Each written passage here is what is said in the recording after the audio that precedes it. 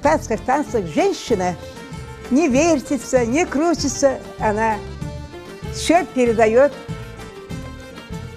грации, руками своей плавности. Обычай крым-татар – это и сейчас даже есть такие дети и взрослые, которые, видя человека, если даже не знают, салам алейкум кланяться.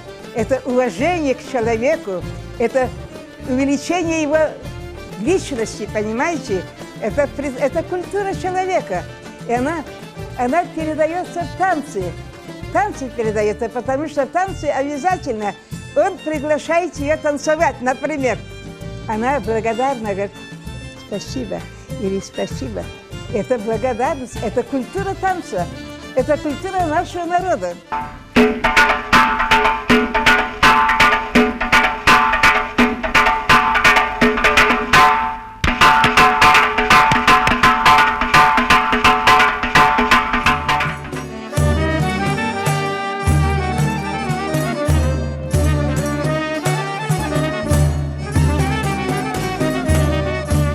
Я очень люблю Ахрава Хайтарма.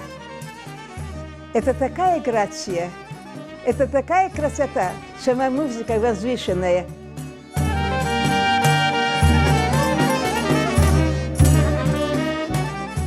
Наша молодежь стали быстро переходить на какую-то современность. Она нужна. Это же культура сегодняшнего дня, я не отрицаю. Но в наших танцах надо придерживаться колориту крымско-татарского танца. То есть обогащать его сценической культурой, а не его менять разными ненужными движениями, которые там неуместны. Пуанты на носу. Зачем?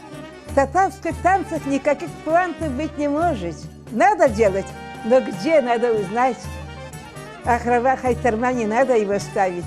Поэтому я многими балетмейстерами молодыми порой не согласна, что они мешают одно на другое.